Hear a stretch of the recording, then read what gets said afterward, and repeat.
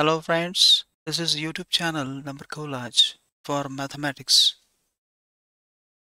या प्रश्नामध्ये आपल्याला लार्जेस्ट n ची व्हॅल्यू अशी शोधायची आहे की 3 रेज टू n नी 50 फॅक्टोरियलला डिवाइड करता येईल. 50 फॅक्टोरियलला 3 रेज टू n नी डिवाइड केल्यानंतर आपल्याला कोशंट एक इंटिजर मिळायला हवा. तर त्यासाठी n काढायची पद्धत अशी आहे.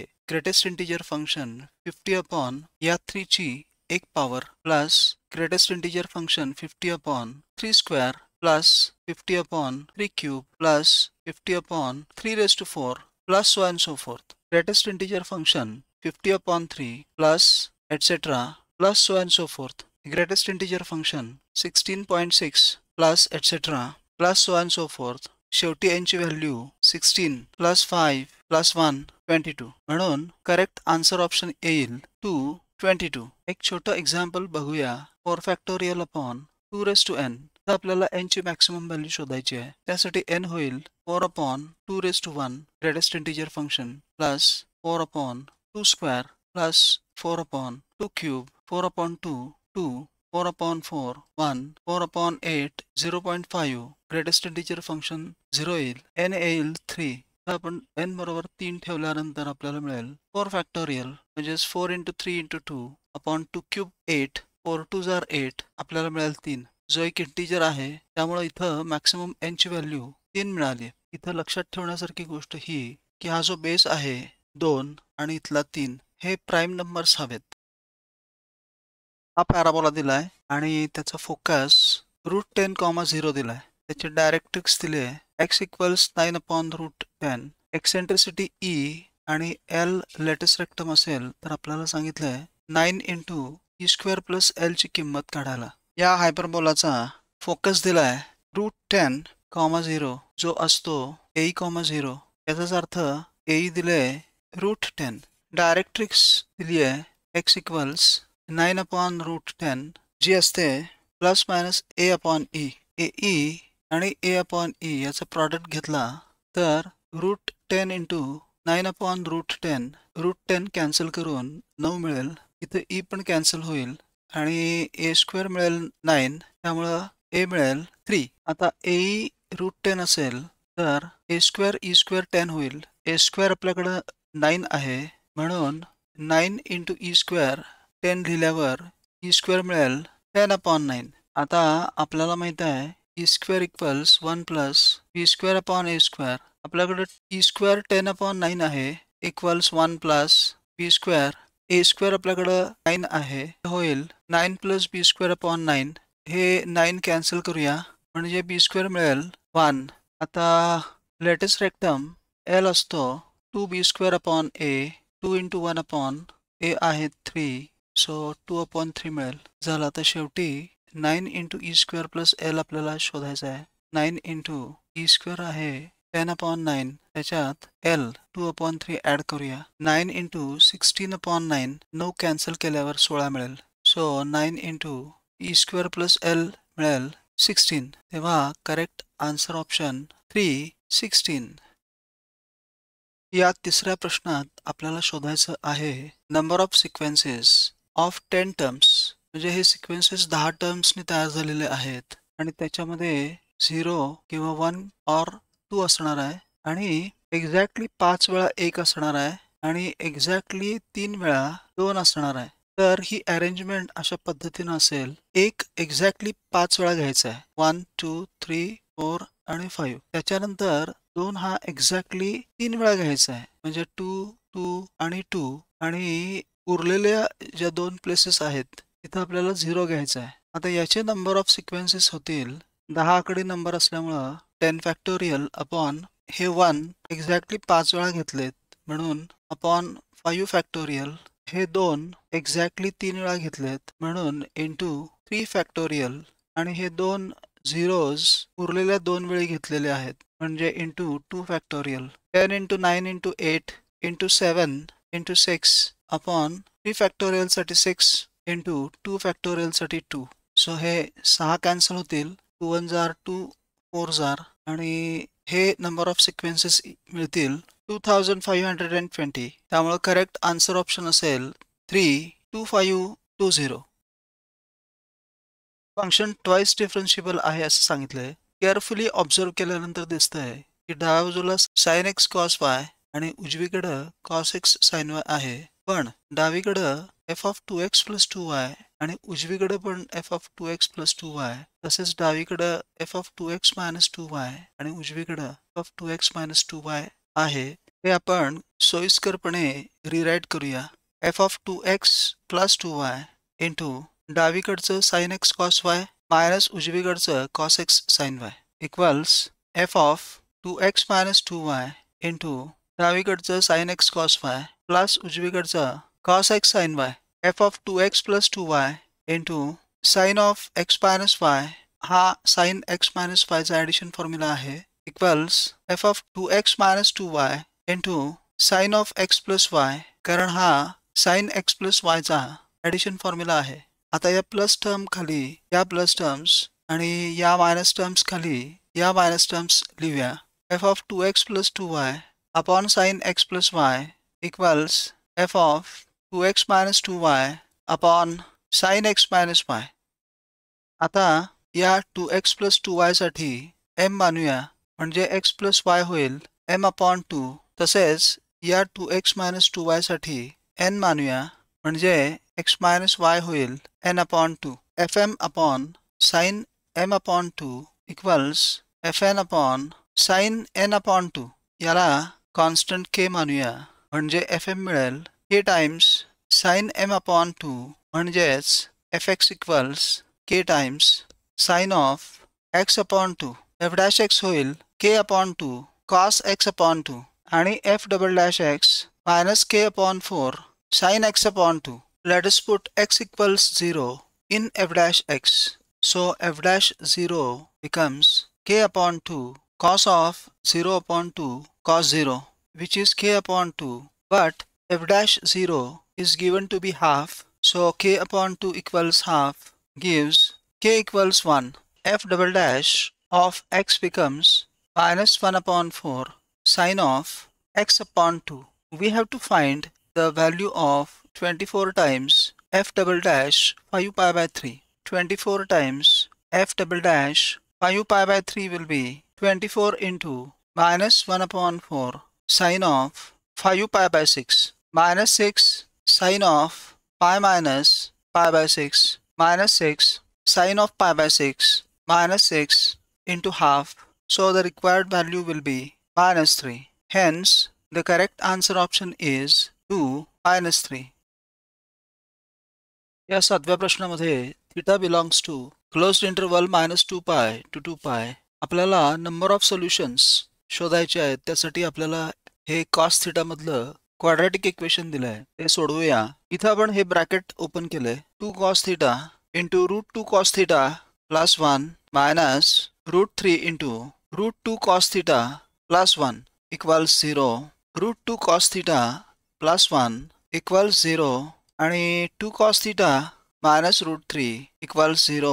cos theta equals minus half आणि रूट 3 अपॉन 2. आता इथं आपण cos थीटाचा ग्राफ काढलाय मायनस 2 पाय पासून 2 पाय पर्यंत.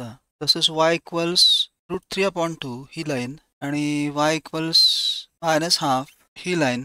आता ह्या दोन लाईन्स cos थीटाच्या ग्राफला जिथे इंटरसेक्ट करतात तिथेच आपल्याला सोल्युशन्स मिळतील. तर वरच्या बाजूला 4 सोल्युशन्स आहेत 1 2 3 आणि 4 आणि खाली 4 आहेत 1 2 3 आणि 4. झालं एकूण 8 सोल्युशन्स. तेव्हा उत्तर येईल 3 8 solutions. A1 A2 A3 AP मध्ये आहे आणि summation 2k minus 1 k goes from 1 to 12 याची किंमत मायनस 72/5 A1 आहे. A1 नॉन झिरो आहे आणि जर summation AK k goes from 1 to n याची किंमत 0 असेल तर आपल्याला शोधायचं आहे n. पहिल्या समेशन मध्ये A 2k मायनस 1 याचा अर्थ या AP मधल्या फक्त ऑड टर्म्स आहेत A1 A3 A5 so on so forth. A23 आणि यातला कॉमन डिफरन्स 2D आहे. आता A1 plus A3 plus A5 plus so on so forth. A23 minus 72/5 A1 दिलेला आहे. ही सम होईल 12/2 summation 2A1 plus 11 into 2D कारण common difference 2D आहे म्हणून. इक्वल्स -72/5 A1 2 कॅन्सल करूया आणि 12 जार 12 6 जार 72 A1 plus 11D equals -6/5 A1. यावरून D मिळेल -A1/5. या पुढच्या समेशन वरून आपण लिहूया A1 plus A2 plus A3 plus so and so forth plus AK आपण AN लिहूया इक्वल्स 0. याचं summation n/2 2 A1 plus n-1. इथं कॉमन डिफरन्स Dच आहे पण D ची व्हॅल्यू आपण इथे शोधली आहे ती इथं ठेवूया -A1/5 equals 0 2 A1 plus n times -A1/5 plus A1/5 equals 0. यावरून मिळेल A1/5 n equals 11 A1/5. A1 cancel होईल 5 कॅन्सल होईल आणि आपल्याला मिळेल n इक्वल्स 11. यावरून करेक्ट आन्सर ऑप्शन येईल 1 11. फंक्शन fx दिलंय. a पॉझिटिव्ह आहे. लोकल मॅक्सिमा p च्या ठिकाणी असून लोकल मिनिमा q च्या ठिकाणी आहे. p² इक्वल्स q दिलेला आहे आणि आपल्याला शोधायचं आहे p ऑफ 3. प्रथम fx लिहूया. फर्स्ट डेरिव्हेटिव्ह काढूया f' आणि हे 0 ला इक्वेट करूया. 6 कॉमन काढून कॅन्सल केल्यानंतर आपल्याला मिळेल x² - 3ax plus 2a² equals 0. Factors x - a आणि x - 2a इक्वल्स 0. रूट्स मिळतील a आणि 2a. आता या f' वरून आपण डबल डेरिव्हेटिव्ह f'(x) काढूया 2x - 3a. आता या रूट्स साठी आपण f'(x) चेक करूया. f'(a) मिळेल -a जो निगेटिव्ह आहे कारण a पॉझिटिव्ह आहे म्हणून. याचा अर्थ असेल local maxima p equals a ला आहे. आता f'(x) x इक्वल्स 2a ला चेक करूया. a मिळेल जे पॉझिटिव्ह आहे. याचाच अर्थ लोकल मिनिमा होईल q इक्वल्स 2a ला. आता p² इक्वल्स q वरून आपल्याला मिळेल p² म्हणजेच a² इक्वल्स q म्हणजेच 2a. a मिळेल 2. आता a बरोबर 2 वापरून आपल्याला फंक्शन fx मिळेल 2x³ - 18x² plus 48x plus 1 आणि म्हणून f of 3 मिळेल 37. म्हणून करेक्ट आन्सर ऑप्शन मिळेल 4 37.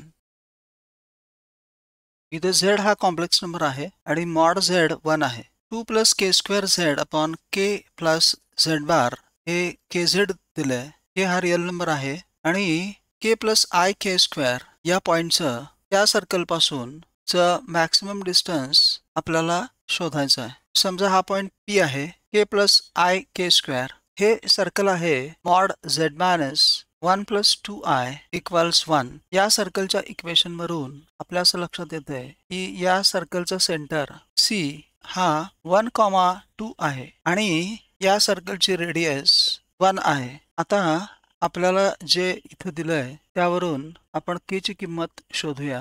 क्रॉस मल्टिप्लाय करूया.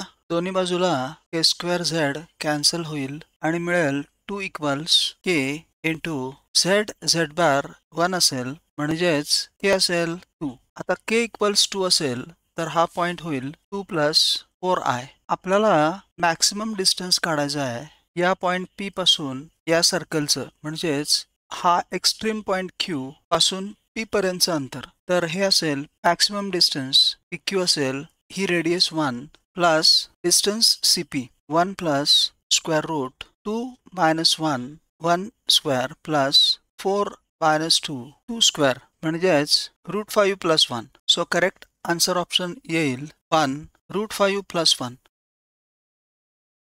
या फंक्शनमध्ये आपण x इक्वल्स 0 टाकलं तर आपल्याला मिळेल गामा -1 इंटू 1 अपॉन 0 - 0. इथं गामा समजा 1 नसेल तर ही व्हॅल्यू फायनाईट असणार नाही. पण जर गॅमा इक्वल्स 1 असेल तर हे लिमिट आपल्याला 0/0 या इनडिटर्मिनेट फॉर्म मध्ये मिळेल जे आपल्याला पुढे सोडवता येईल. त्यामुळे पहिली व्हॅल्यू आपल्याला मिळाली ती म्हणजे गॅमा इक्वल्स 1. पुढं हे लिमिट होईल limit as x tends to 0 0 plus x² sin alpha x upon sin 2x minus beta x. इथं आपण sin x च्या एक्सपान्शनचा उपयोग करूया. x च्या odd powers x to the power 1 x³ x raised to 5 जेवढी पॉवर तेवढं factorial आणि alternate plus minus sign plus minus plus minus etcetera. आता हे लिमिट होईल x square into alpha x upon 1 factorial minus alpha cube x cube upon 3 factorial plus so and so forth upon 2x upon 1 factorial minus 8x cube upon 3 factorial plus so and so forth minus beta x. हे होईल limit as x tends to 0 alpha x cube minus alpha cube x raised to 5 upon 6 plus so and so forth upon 2 minus beta into x minus 8x cube upon 6 plus so and so forth. इथं हा x जाणं गरजेचं आहे, अन्यथा हा 0 upon 0 indeterminate form राहील. तर x जाण्यासाठी आपल्याला 2 minus बीटा 0 ठेवावा लागेल. याचाच अर्थ बीटा होईल 2. आता बीटा 2 ठेवल्यानंतर हे लिमिट होईल alpha x cube minus alpha cube x raised to 5 upon 6 upon minus 8x cube upon 6. इकडचा part पुसूया. Limit as x tends to 0 alpha x cube upon minus 8 upon 6 x cube plus limit as x tends to 0. हे 6 ला 6 cancel होईल. Alpha cube x raised to 5 upon 8x cube. तर हे मिळेल minus 3 alpha upon 4 plus हे दुसरं limit 0 होईल कारण वर x स्क्वेअर राहील आणि याची किंमत आपल्याला इथं 3 दिलेली आहे, त्यामुळं अल्फा होईल -4. हे 3 कॅन्सल केल्यावर तेव्हा आपल्याकडे अल्फा -4 आहे, गॅमा 1 आहे आणि बीटा 2 आहे.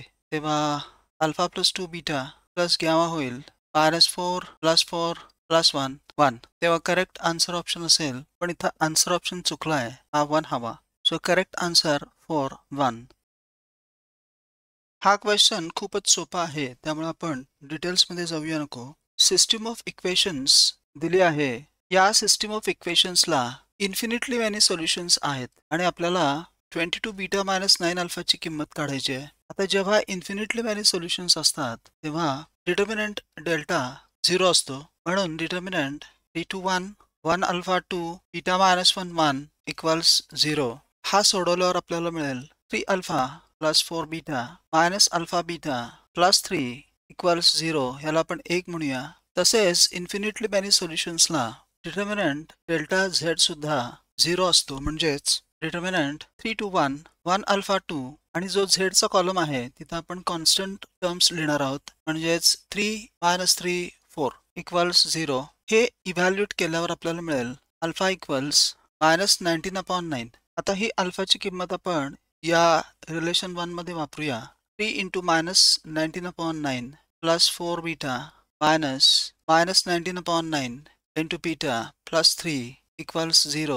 3 3s are 9. 4 plus 19/9 into beta equals हे 19/3 मायनस हे 3 10/3. 55/9 beta equals 10/3. 3 1s are 3 3s are 5 2s are 5 1s are 5 1s are. So beta मिळेल 3 2s are 6/11. आता शेवटी आपण काढूया 22 बीटा मायनस 9 अल्फाची किंमत 22 into 6/11 minus 9 into minus 19/9. 11 2s are 9 1s are 12 plus 19 31. तेव्हा 22 beta minus 9 alpha मिळेल 31. त्यामुळे करेक्ट आन्सर ऑप्शन असेल 2 31. हा 15वा प्रश्न आपल्याला न्यूटन्स फॉर्म्युलानी सोडवता येईल. यानुसार standard quadratic equation ax² + bx + c equals 0 लिहूया. आपल्याला लिहिता येईल a इंटू x² च्या ठिकाणी p सबस्क्रिप्ट n लिहूया प्लस b x च्या ठिकाणी p सबस्क्रिप्ट n-1 लिहूया प्लस c 1 च्या ठिकाणी p सबस्क्रिप्ट n-2 लिहूया इक्वल्स 0. इथं n ची पॉवर 1 1 नी कमी होत चालली आहे, म्हणून आपण लिहूया a आपल्याला दिले p10 प्लस b आपल्याला दिले p9 प्लस c आपल्याला दिले वर p8 इक्वल्स 0. याला आपण 1 नंबर देऊया. p10 p9 आणि p8 यांच्या व्हॅल्यूजचा जर आपण विचार केला तर आपल्या लक्षात येते की 123 इक्वल्स 76 + 47, म्हणजेच p10 equals p9 plus p8 दिलेले आहे. यावरून p10 minus p9 minus p8 होईल 0. याला आपण 2 म्हणूया. आता 1 आणि 2 यामध्ये जर आपण तुलना केली तर a मिळेल इथला 1, हा b मिळेल इथला -1 आणि हा c मिळेल इथला -1. यावरून हे क्वाड्रॅटिक इक्वेशन होईल x square minus x minus 1 equals 0. पण आपल्याला असं क्वाड्रॅटिक इक्वेशन शोधायचं आहे की ज्याचे रूट्स 1 अपॉन अल्फा आणि 1 अपॉन बीटा असतील. त्यासाठी आपण काय करूया, या एक्सच्या ठिकाणी 1 अपॉन एक्स ठेवूया आणि सिम्प्लिफाय करूया. 1 upon x square minus 1 upon x minus 1 equals 0 होईल. एक्स स्क्वेअरने थ्रू आउट मल्टिप्लाय करूया. 1 मायनस एक्स स्क्वेअर इक्वल्स 0 येईल, म्हणजेच x square plus x minus 1 equals 0. त्यामुळं करेक्ट आन्सर ऑप्शन ए येईल 2 x square plus x minus 1 equals 0. S and S dash are the foci of the ellipse. X square upon 18 plus y square upon 9 equals 1 and P is any point on the ellipse.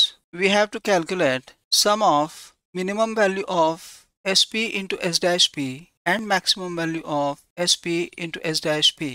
या ellipseच्या equation वरून a square 18 आहे म्हणून a आहे 3 root 2, b square 9 म्हणून b 3. आपल्याला माहित आहे b square equals a square into 1 minus e square. 18 equals 9 into 1 minus e square. यावरून एक्सेंट्रिसिटी e मिळेल 1 अपॉन रूट 2. a कॉमा 0 म्हणजेच 3 कॉमा 0 आणि s dash minus a comma 0 म्हणजेच मायनस 3 कॉमा 0. हे s आणि हे s डॅश. ps आणि ps dash जोडूया.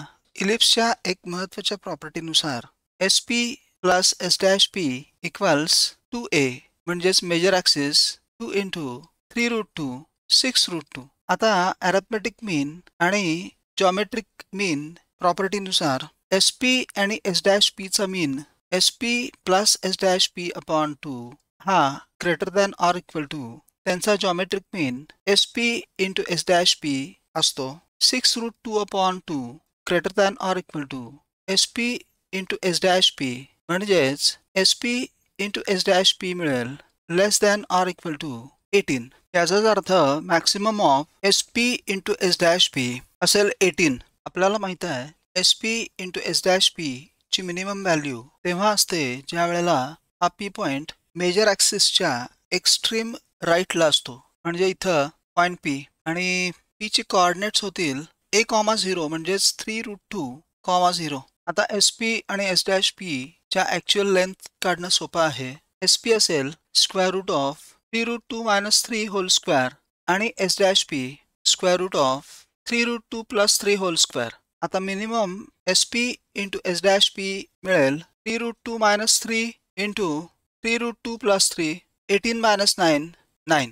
आणि प्रश्नात विचारल्याप्रमाणे minimum SP into S dash P plus maximum SP into S dash P असेल 18 प्लस 9 27. त्यामुळे इथं करेक्ट आन्सर ऑप्शन असेल 4 27.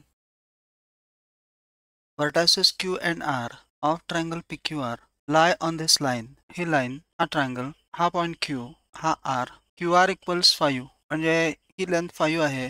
The coordinates of point PR हा point P 0 2 3. Area of triangle दिला आहे m अपॉन n. यावरून ऑप्शन मधली कुठली किंमत येईल ते आपल्याला शोधायचं आहे. सर्वप्रथम या P पॉइंट मधून या लाईनवर परपेंडिक्युलर टाकूया. PS लाईनचं इक्वेशन लिहूया. लाईनच्या इक्वेशन मधला प्रत्येक रेशो समजा लॅम्बडा आहे. यावरून या S चे कोऑर्डिनेट्स होतील 5 lambda minus 3 2 lambda plus 1 3 lambda minus 4. PS चे डायरेक्शन रेशोज होतील 5 lambda minus 3 plus 1 minus 2 3 lambda minus 4 minus 3 3 lambda minus 7. या लाईनचे डायरेक्शन रेशोज आहेत 5 2 3. PS परपेंडिक्युलर QR आहे म्हणून 5 into 5 lambda minus 3 plus 2 into 5 lambda minus 1 plus 3 into 3 lambda minus 7 होईल 0. हे सोडवल्यावर लॅम्बडा मिळेल 1. ही लॅम्बडाची किंमत S च्या कोऑर्डिनेट्स मध्ये वापरल्यावर हे कोऑर्डिनेट्स होतील 2 3 मायनस 1. डिस्टन्स फॉर्म्युलाने लेंथ PS काढूया. Square root 4 plus 1 plus 16 root 21. So PS root 21. आता area of triangle PQR half base into height. Base QR into height PS half QR 5 आहे multiplied by PS root 21 equals 5 root 21 upon 2. पण हा area m upon n दिलाय. Cross multiply करूया. 2m minus 5√21n equals 0 मिळेल. म्हणजेच correct answer option 2 मिळेल. एक छोटी करेक्शन आहे.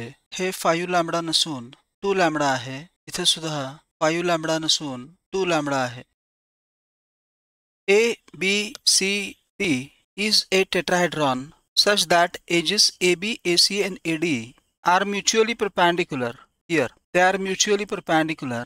Area of triangle ABC is 5 units, that of ACD 6 units and that of ADB 7 units. We have to find the area of triangle BCD. Point B being on the x-axis, its coordinates will be B, 0, 0, where B is length AB. Similarly, point C being on y-axis, its coordinates will be 0, C, B, where C is length AC, and point D being on the z-axis, its coordinates will be 0, 0, D, where D is length AD. Now, area triangle ABC is half base into height.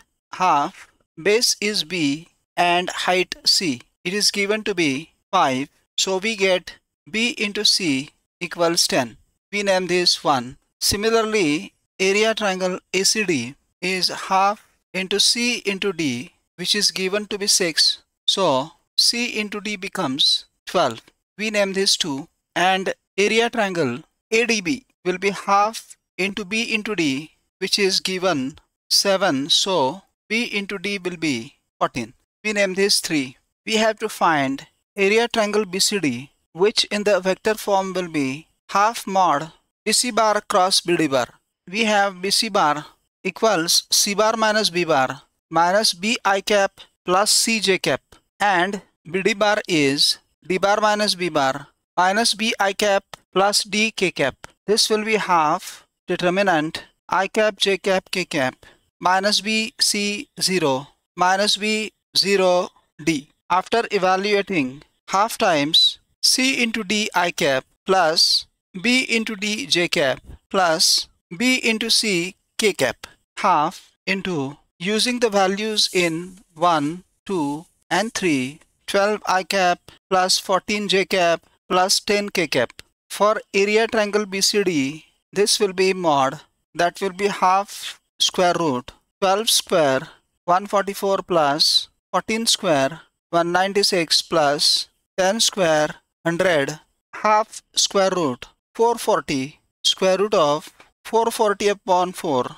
square root 110. So this is area triangle BCD. इथं दिलेला answer option चुकीचा आहे. तो square root of 110 हवा. So this is the correct answer option 3, square root of 110. Matrix A plus identity matrix A plus I is given here. Determinant of A is -4. त्याच्यानंतर determinant of this whole thing दिली आहे 2 raised to m into 3 raised to n.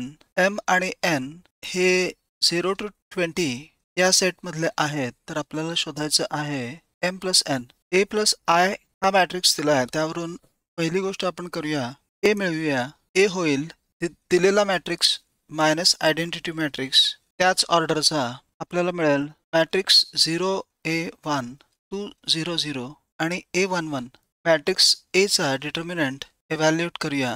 -A into 2 plus 1 into 2 -2A plus 2, पण ही किंमत दिली आहे -4. त्यावरून A मिळेल 3. आता दिलेला डिटर्मिनंट आहे तो A ची किंमत 3 टाकल्यावर होईल 3 plus 1 4 adjoint 3 minus 1 म्हणजे 2A. हे होईल 4 cube.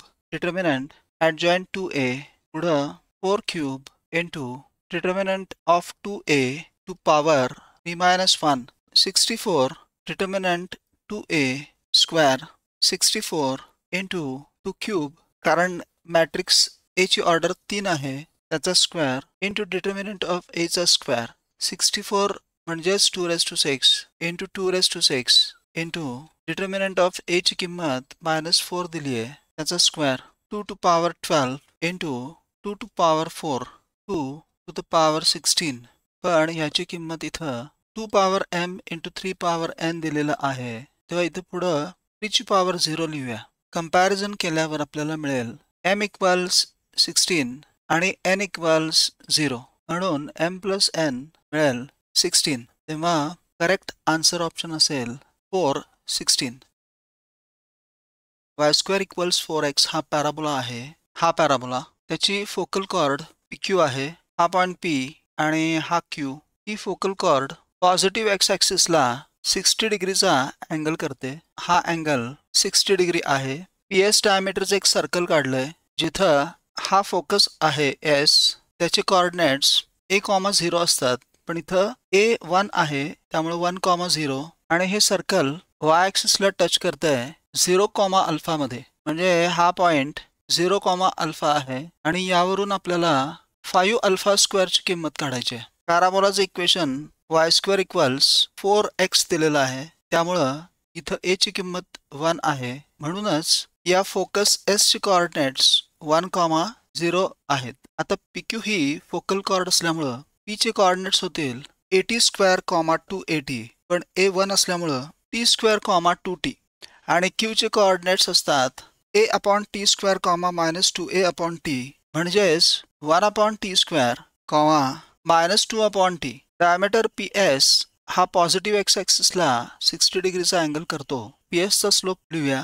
Slope of PS difference between y coordinates म्हणजेच 2t - 0 upon difference between x coordinates t² - 1. हा स्लोप होईल tan 60 डिग्रीज √3. हे सोडवल्यावर आपल्याला t मिळेल √3. t हा पॅरामीटर असतो हे आपल्याला माहितीच आहे. आता t च्या व्हॅल्यूवरून आपण p चे कोऑर्डिनेट्स मिळवूया जे असतील 3, 2√3 आणि s चे कोऑर्डिनेट्स 1, 0 आहेत. PS हा डायमीटर असल्यामुळं सर्कलचं इक्वेशन डायमीटर फॉर्म मध्ये असं येईल x - 3 into x - 1 plus y - 2√3 into y - 0 equals 0. हे पुढे सिम्प्लिफाय केल्यावर सर्कलचं इक्वेशन मिळेल x² + y² -4x -2√3y plus 3 equals 0. आता हा 0, अल्फा पॉइंट सर्कलवरच असल्यामुळं तो सर्कलचं इक्वेशन सॅटिस्फाय करतो. म्हणून इथं आपण x 0 ठेवूया. y² -2√3y प्लस 3 इक्वल्स 0 हे होईल y -√3 होल स्क्वेअर इक्वल्स 0 म्हणजेच y इक्वल्स √3 मिळेल. पण y म्हणजेच अल्फा आहे त्यामुळे अल्फा √3 मिळेल. आपल्याला किंमत काढायची आहे 5 अल्फा स्क्वेअरची म्हणजेच 5 × 3 15. ऑब्वियसली करेक्ट आन्सर ऑप्शन येईल 1, 15. इथं हे ग्रेटेस्ट इंटिजर फंक्शन आहे 1/e⁻x - 1 फ्रॉम 0 to e³ आणि याची किंमत दिली आहे अल्फा -ln2 आणि आपल्याला शोधायचं आहे अल्फा क्यूब. हे इंटिग्रल लिहूया 0 to e³ आणि हे होईल greatest integer function e⁻1 - x dx. Greatest integer function e⁻1 - x याचा ग्राफ असेल, त्या पॉइंटचा x कोऑर्डिनेट 0 असेल तेव्हा इथं x बरोबर 0 ठेवल्यावर y मिळेल e. तर हा पॉइंट 0, e होईल.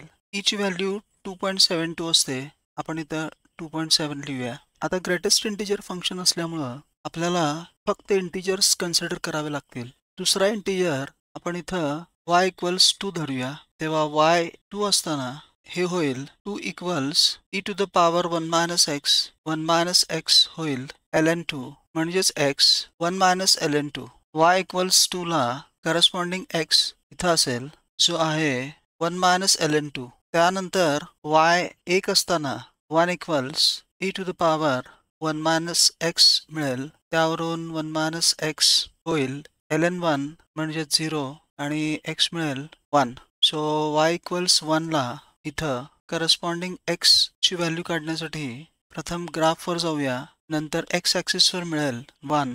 शेवटी y इक्वल्स 0 असताना 0 इक्वल्स e⁻1 - x होईल 1 - x इक्वल्स ln0 इन्फिनिटी म्हणजेच x होईल इन्फिनिटी, जे आपल्याला या ग्राफवरनं स्पष्ट दिसतंय. त्यामुळे आता हे इंटिग्रल आपल्याला स्प्लिट करावं लागेल. पहिल्यांदा फ्रॉम 0 टू हे 1 - ln2 हे 2 dx प्लस इंटिग्रल फ्रॉम हे 1 - ln2 टू 1 ऑफ हे 1 dx प्लस इंटिग्रल फ्रॉम हे 1 पासून अप टू इन्फिनिटी हे 0 dx हे होईल 2 into higher limit 1 minus ln2 minus 0 plus higher limit 1 minus lower limit 1 minus ln2 plus हे integral 0 होईल 2 minus 2 ln2 1 minus 1 0 होईल प्लस ln2 2 मायनस ln2 पण याची किंमत आपल्याला इथं दिली आहे अल्फा मायनस ln2 यावरून मिळेल अल्फा इक्वल्स हे 2 त्यामुळे अल्फा क्यूब मिळेल 8 तर अल्फा क्यूबची किंमत 8 मिळेल. इथं लाल रंगातला ग्राफ हा मॉड 4 मायनस एक्स स्क्वेअरचा आहे. ब्ल्यू रंगातला ग्राफ हा y इक्वल्स एक्स स्क्वेअरचा आहे. हिरव्या रंगातली हॉरिझॉन्टल लाईन हा y इक्वल्स 4चा ग्राफ आहे आणि x पॉझिटिव्ह असल्यामुळं उजवीकडचाच रिजन कन्सिडर करायचा आहे. आपल्याला ज्या रिजनचा एरिया काढायचा आहे तो रिजन मार्क करूया. निळ्या रंगाचा y इक्वल्स एक्स स्क्वेअरचा ग्राफ वरच्या बाजूला आहे. त्याच्या खाली आहे 4 मायनस एक्स स्क्वेअरचा ग्राफ लाल रंगातला. वरच्या बाजूला आहे y इक्वल्स 4 ही लाईन आणि उजवीकडे लाल रंगात ग्राफ आहे एक्स स्क्वेअर मायनस 4चा. एरिया काढण्यासाठी आता आपण पॉइंट्स मार्क करूया. आपल्याला या पॉइंटचे एक्स कोऑर्डिनेट्स लागतील. हा पॉइंट त्याला A म्हणूया. हा दुसरा पॉइंट B त्याचा एक्स कोऑर्डिनेट ऑलरेडी इथं आहेच 2. नंतर हा पॉइंट त्याला C म्हणूया. या पॉइंटचे एक्स कोऑर्डिनेट्स मिळाले की आपल्याला या रिजनचा एरिया काढता येईल. For finding x coordinate of point A we will equate x square equals 4 minus x square 2x square equals 4 x square equals 2 x equals root 2. So here we write x coordinate of point A root 2. To find x coordinate of point C we will put x square minus 4 equals 4 x square equals 8 x equals 2 root 2. So here is the x coordinate of point C 2 root 2. आता आपण area of region काढूया. Integral from root 2 to 2 curve x square च्या खालचा minus curve 4 minus x स्क्वेअरच्या वरचा dx plus integral from 2 to 2 root 2 y equals 4 च्या खालचा म्हणजेच 4 minus curve x square minus 4 च्या वरचा area dx equals 2x square minus 4 dx plus integral 8 minus x square dx 2 times x cube upon 3 minus 2x from root 2 to 2 plus 8x minus x cube upon 3 from 2 to 2 root 2. आता फक्त limits टाकून हिशोब करायचा आहे. तर area मिळेल 40 route 2 upon 3 minus 16. पण हा एरिया इथे दिला आहे 80 root 2 upon alpha minus beta. आता दोन्ही बाजू कंपेअर केल्यानंतर आपल्याला मिळेल अल्फा इक्वल्स या 3च्या डबल कारण वर 40 आहे आणि इथं 80 आहे म्हणून. तर अल्फा इक्वल्स 6 आणि बीटा 16 आणि अल्फा प्लस बीटा होईल 6 प्लस 16 22. तेव्हा फुल अँड फायनल आन्सर 22. 1 ते 40 या सेट ऑफ नॅचरल नंबर्समधून 3 वेगवेगळे नंबर्स असे सिलेक्ट करायचे आहेत की त्याच्यातून एक इन्क्रीजिंग जीपी अशी तयार होईल की ज्याची प्रोबॅबिलिटी m अपॉन n असेल आणि GCD m, n 1 दिलंय. याचाच अर्थ m आणि n हे को प्राइम्स आहेत आणि आपल्याला शोधायचं आहे m प्लस n ची किंमत. आता 1 पासून 40 पर्यंत नंबर वापरून दिलेल्या कंडिशन प्रमाणे आपल्याला लिहिता येईल 1 less than or equal to a less than ar less than ar square less than or equal to 40. जिथं a फर्स्ट टर्म असून r कॉमन रेशो आहे. आता r जर नॅचरल नंबर असेल तर ही जी प्रोबॅबिलिटी दिली आहे m अपॉन n ही असेल favourable outcomes upon total number of outcomes 40c3. आता आपल्याला फेवरेबल आउटकम्स शोधायचे आहेत. पहिल्या सेट ऑफ आउटकम्स साठी आपण r इक्वल्स 2 पासून सुरुवात करूया. पहिला एलिमेंट येईल 1 2 4, दुसरा 2 4 8, तिसरा 3 6 12. अशा पद्धतीने घेत गेलो तर 10वा आउटकम येईल 10 20 आणि 40. तेव्हा पहिल्या सेट मधले फेवरेबल आउटकम्स मिळाले 10 ते आपण इथे लिहूया प्लस आता दुसऱ्या सेट साठी r इक्वल्स 3 घेऊया म्हणजे आपल्याला आउटकम्स मिळतील 1 3 9 2 6 18 3 9 27 4 12 36. याच्या पुढचा आउटकम 40च्या पुढे जाईल तर इथं आपल्याला नंबर ऑफ आउटकम्स मिळाले 4. इथं ऍड करूया प्लस आता r इक्वल्स 4 घेऊया. आउटकम्स येतील 1 4 16 2 8 32. याच्या पुढचे आउटकम्स 40च्या वर जातील तेव्हा इथं आउटकमची संख्या 2 मिळते. इथं ऍड करूया प्लस आता r बरोबर 5 घेऊया. हे आउटकम्स येतील 1 5 25. यानंतरचे 40च्या पुढे जातील त्यामुळे ह्या आउटकमची संख्या 1. इथं ऍड करूया प्लस r इक्वल्स 6 घेऊन बघूया. याचे आउटकम्स येतील 1 6 36. हा एकच आउटकम मिळेल अपॉन 43 होईल 40 × 39 × 38 अपॉन 6 18 × 6 अपॉन 40 × 39 × 38. 3 2 जार 6 3 1 जार 3 3 जार 2 9 जार 2 20 जार 2 1 जार 2 19 जार. तेव्हा m अपॉन n मिळेल 9 अपॉन 4940 म्हणून m प्लस n मिळेल 9 प्लस 4940 4949. या केसमध्ये r हा नॅचरल नंबर होता. आता आपण विचार करूया r हा जेव्हा नॅचरल नंबर नसेल त्यावेळेला m अपॉन n किती येईल ते. हे पुसून टाकूया. आता r हा नॅचरल नंबर नसून समजा r 3/2 आहे त्यामुळे ar² होईल 9/4a. तेव्हा आपल्याला a हा 4k जिथं a हा नॅचरल नंबर असेल घ्यावा लागेल. तेव्हा आपण a 1 असताना काय होईल ते बघूया. 4 4 × 3/2 4 × 9/4. इथं मिळेल 469. हा एक आउटकम. हे 2 असताना मिळेल 8 8 × 3/2 8 × 9/4 8 12 18.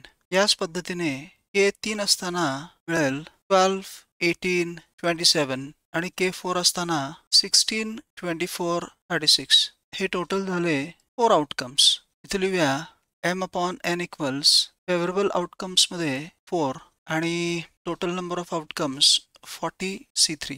दुसऱ्या केसमध्ये r घेऊया 5/2 ar² होईल 25/4a म्हणजेच a होईल पुन्हा 4k. k1 असताना 4 4 × 5/2 4 × 25/4 4 10 25 हा आउटकम मिळेल. a बरोबर 2 घेतला तर आउटकम मध्ये 40 पेक्षा जास्त संख्या येईल त्यामुळे k इक्वल्स 2 घेता येणार नाही. केस c मध्ये r घेऊया 4/3 ar² होईल 16/9 a म्हणजेच a होईल 9k. k बरोबर 1 असताना नेहमीप्रमाणे हिशोब केल्यावर आपल्याला मिळेल 9 12 16 आणि k इक्वल्स 2 घेतल्यावर आपल्याला मिळेल 18 24 32. अशा 2 GPs म्हणजेच 2 आउटकम्स मिळतील. इथला एक आउटकम आलेला आहे. इथं ऍड करूया 1 + 2. केस d मध्ये r 5/4 घेऊया. ar² होईल 25/16a म्हणजेच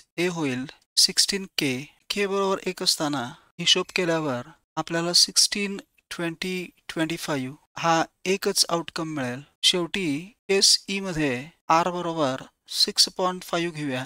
ar² होईल 36/25a म्हणजेच a होईल 25k. k बरोबर 1 घेतल्यावर आणि हिशोब केल्यावर आपल्याला शेवटचा एक आउटकम मिळेल 25 30 36. हा एक आउटकम मिळेल. आता या सगळ्या GPs 40च्या आतमध्ये आहेत आणि यानंतरच्या कुठल्याही r व्हॅल्यूसाठी आपल्याला GP मिळू शकणार नाही. आता हे सगळे आउटकम्स ऍड करूया. 2 नंतर हा 1 आणि हा 1 म्हणजे हे 10/40c3 मिळते 10/9880. आता नेट हिशोब होईल m अपॉन n. जेव्हा r नॅचरल होता तेव्हा 18/9880 आणि ज्या वेळेला r हा नॅचरल नाही आहे त्यावेळेला 10/9880 हे येईल 7/2470 म्हणजेच m + n मिळेल 7 + 2470 2477 आणि हे असेल आपलं फुल अँड फायनल आन्सर.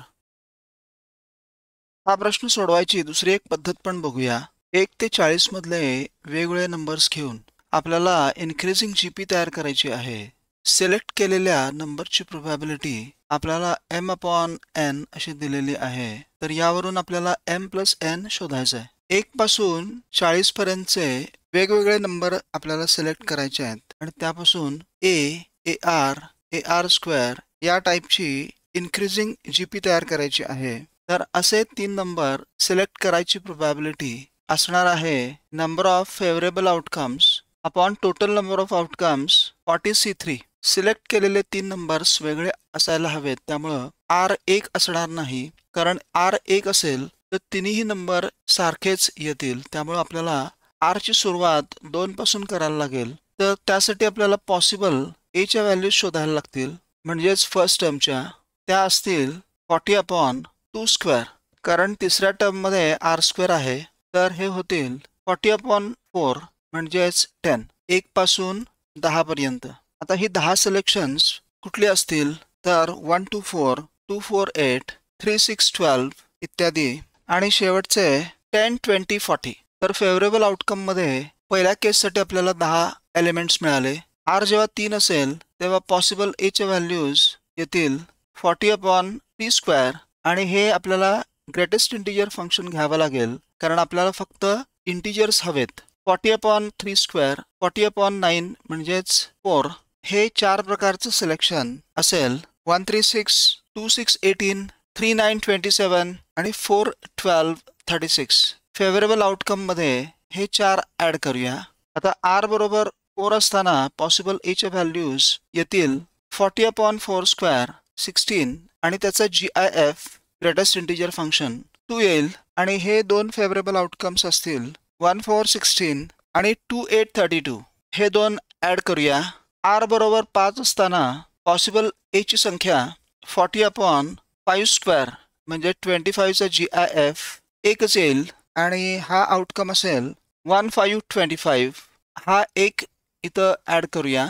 शेवटी R बरोबर 6 असताना पॉसिबल A ची संख्या 40/6 स्क्वेअर, त्याचा GIF म्हणजे 1 येईल, आणि हा आउटकम असेल 1636.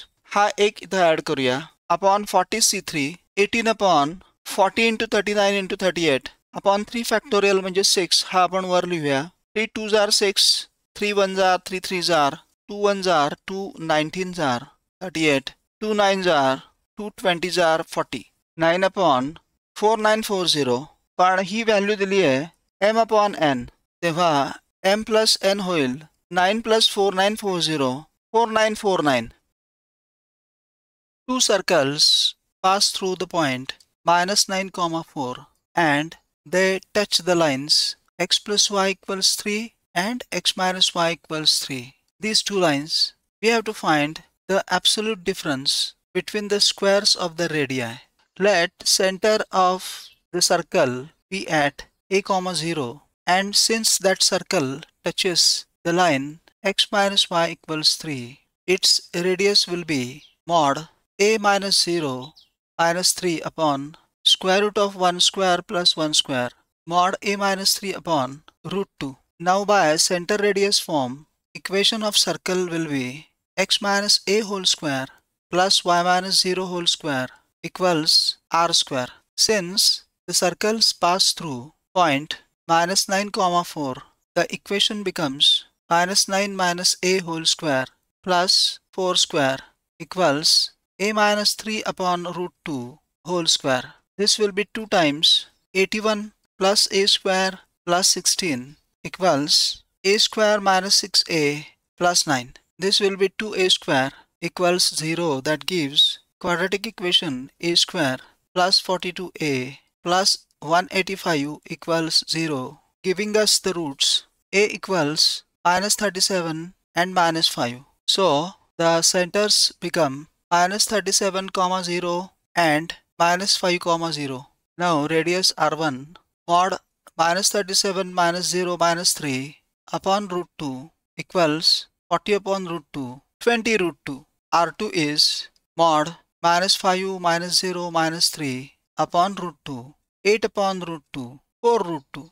Now the absolute difference mod r1 square minus r2 square mod 20√2 square minus 4√2 square mod 800 - 32, 768. So the answer here is 768. Friends, if you like this video, please like, share and subscribe to this channel. Thank you.